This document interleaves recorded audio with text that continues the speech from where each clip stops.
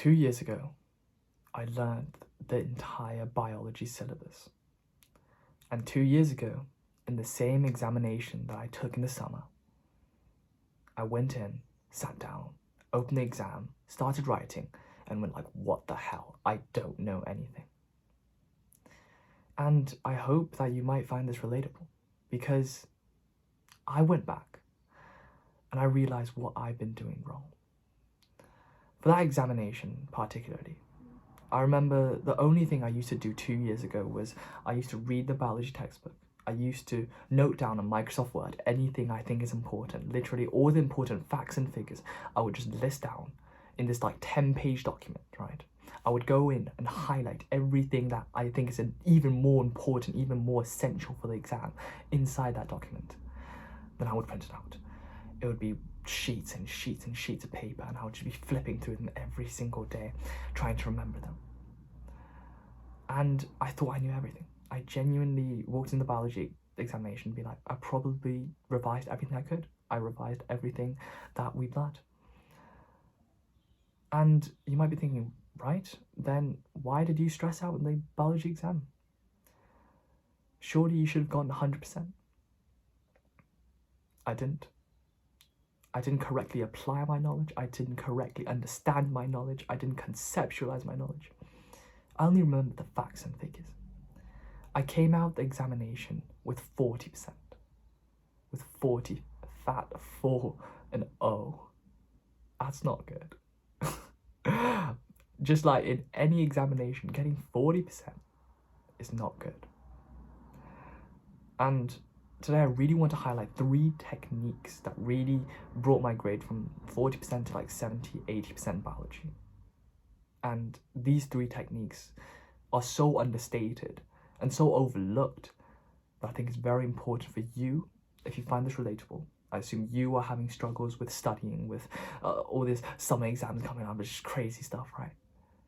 I hope this would help you as much as it really helped me. The first one is something that I've never really heard anyone talk about. It's a technique called SP3Rs. This is an acronym. You might be looking at me right now and be like, what the hell are you talking about? What is SP3Rs? Well, let me go into detail.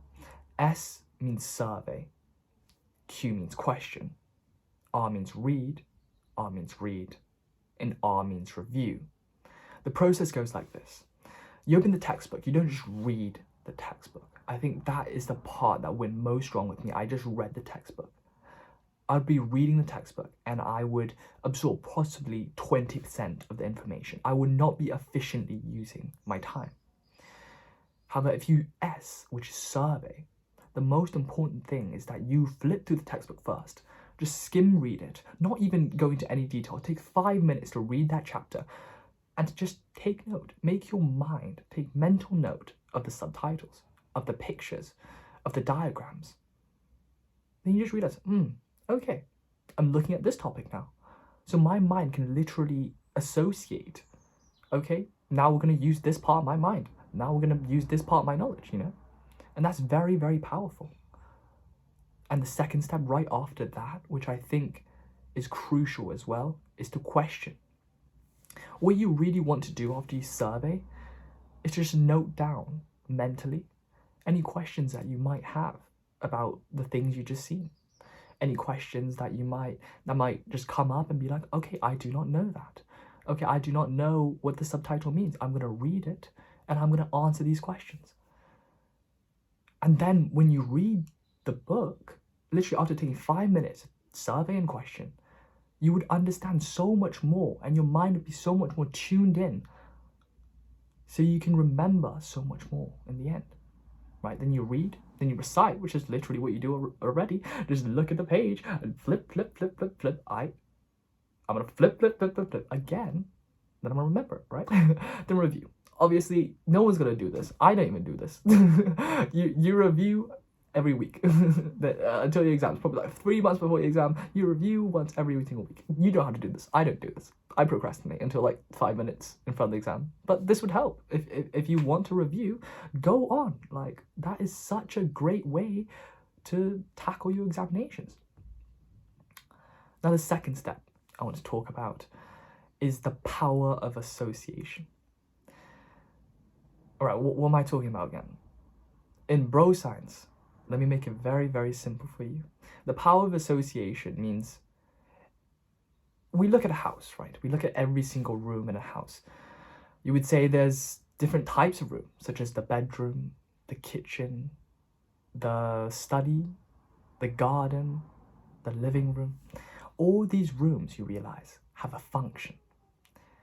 And when you associate one of these rooms, such as the bedroom I'm in right now, to way too many functions, your brain wouldn't be able to comprehend whether, all right, am I in a bedroom to study?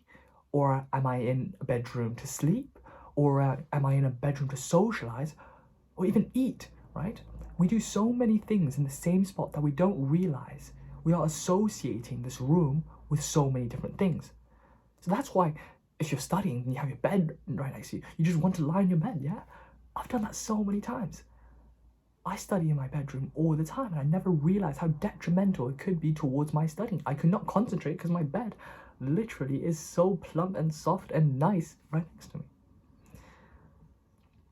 So what should you do? Obviously, get a study. No, I'm not saying that.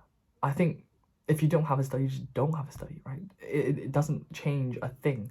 But you need to have this thing that clicks on and tells you, right, I need to study. You need to associate one thing with studying in your room. That you're going to say, all right, this is the only thing I'm going to use while I'm studying. And I'm sure about that. And what I think is really helpful is to have what you call a study lamp, right? You have this gooseneck lamp right next to your study. And every single time you turn it on, you just tell yourself, all right, I'm going to study. You put a sticky note on it, all right, I'm going to study. This lamp is specifically for studying. Once I close it, right, study gone. That's finished, right? So that is really powerful to create these neural networks that say, all right, I'm going to focus right now. My brain is going to chillax and I'm going to do some studying, right? And the last step I really want to talk about is conceptualizing something, right? Big word, conceptualizing. What I really mean is how to understand the things you learn. A lot of the times we just look at the stuff we learn, right? Just read the textbook. We don't actually learn anything, bruh. What I think is most important is that you really need to look at studying like a tree, right? There's a tree, there's branches, you know, there's thicker branches, there's thinner branches, and obviously the thinner branches branch out from the thicker branches. And there are branches that literally studying, like using biology as an example, like there's the respiratory system, there could be the circulatory system, there could be the digestive system, like each one could be a branch of its own, branching off of the main like systematic idea of how the body's made out of different systems, right? So each one, we need to really, when we're reading, we need to categorize these into distinct systems. There was a study done for this a while ago, and the study tests participants for the memory, right? It's a very generic test. It's to how many of the 30 words that you listen to 30 words, can you remember and write down? There's two groups of participants. One group of participants just heard the words. Another group of participants, the only thing they tell them is the theme of the words, and that is desert, right? Group 1 of the participants remembered 5 of the words on average. Group 2, the desert theme one, remembered 10.